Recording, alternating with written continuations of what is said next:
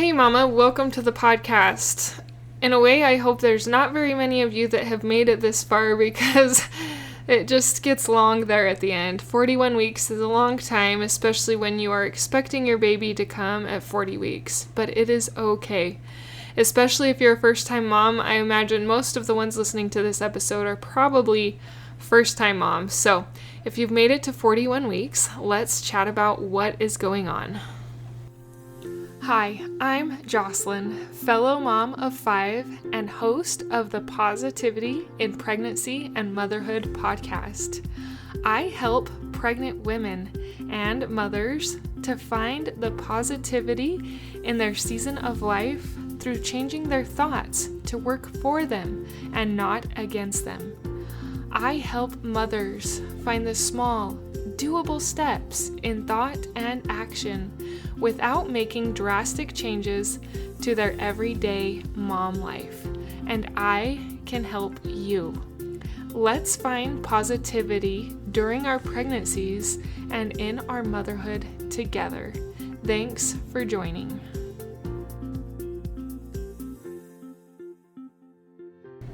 So I imagine for a lot of you right now that the mental struggle is hard. Like you just mentally are ready for your baby to be here. And having to keep going more days just kind of feels exhausting. It feels overwhelming. It feels tiring. You probably feel anxious. You just want that sweet little baby here. And I want you to do your best to stay calm in the wait. Distract yourself. Breathe. Find pregnancy-specific affirmations. In fact, I will link a couple of the ones I have done on pregnancy-specific affirmations below because that can help you to stay calm. You're actually not overdue to where they force the baby to come.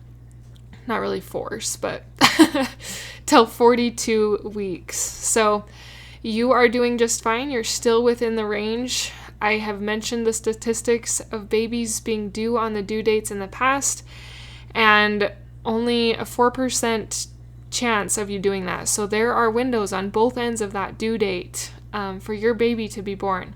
Unfortunately, for some it's over, and for others it is under. So you have probably been asked or questioned about being induced. And there is research on being induced. I would actually encourage you to go look at Bridget Tyler's video, 41 Weeks Pregnant on YouTube. And she's got some links about being induced. And I encourage you to read them before being induced and just make your own decision. Make your own choice when it comes to that. I was induced once, and I can tell you that the induction contractions hurt worse than normal contractions. I did only make it to a 4 with induction contractions before I was pleading for the epidural. And with my later pregnancies that I did all natural and unmedicated, I was at a 9 and almost there before I was all right, just give me the epidural. I didn't say that because I knew what I wanted, but I made it way farther without it not being as painful. So that has been my experience, that the induction contractions for using Pitocin are more painful. So that is something to keep in mind. I wanted to talk about some ways to induce labor naturally. So these are evidence-based, and I got them from Mama Natural. Her link is in the show notes. This is 41 Weeks Pregnant. Sex is the first one. Nipple stimulation can be another one. Nipple stimulation also can help with contractions. If your contractions slow down, you can do the nipple stimulation to kind of help them keep going. It actually did work. I tried that one with my 5th baby, and it helped the contractions go. Evening primrose oil and castor oil are the next couple. I've never tried either of those. I don't have experiences there. I have drunk. I'm not sure the right the right word for drinking red raspberry leaf tea. I did do that. We've talked about the membrane stripping. That's another way to induce labor naturally, and eating dates, which I did do as well. I never have made it to 41 weeks pregnant though, so there is that.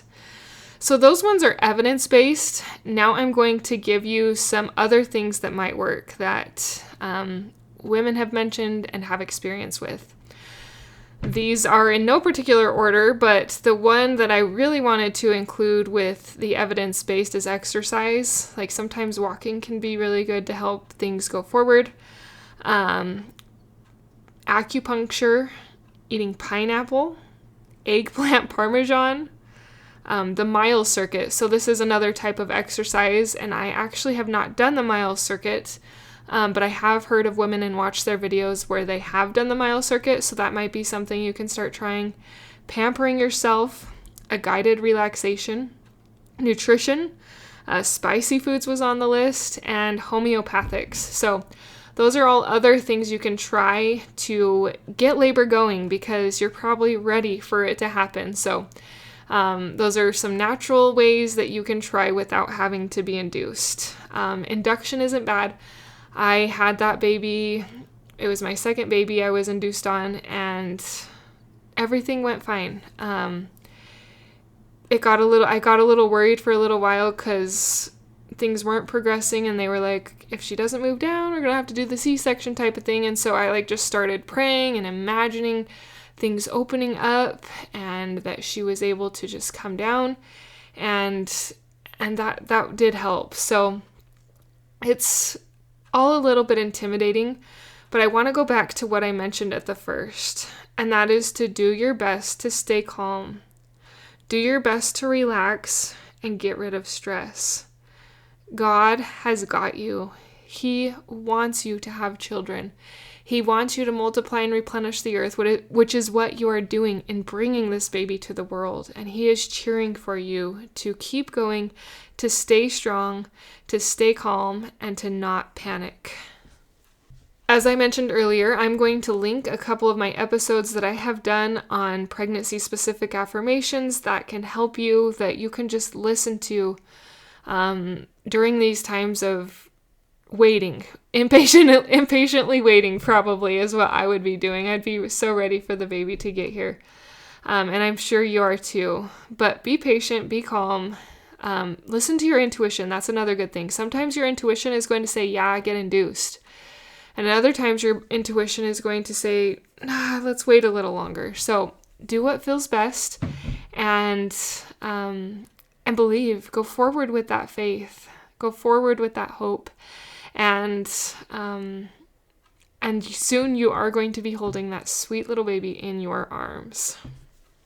I usually put this at the beginning of these episodes, but I kind of spaced it today because in my notes I wrote 41-week baby is similar to 40-week baby. So in my mind it just didn't seem like there was as much to update about the baby. They're still snuggling in the womb. They're not late yet. They're putting on fat stores. Their lungs are getting stronger. Their brains are growing. They're still about the size of a small pumpkin, from 7 to 9 pounds, 18 to 22 inches.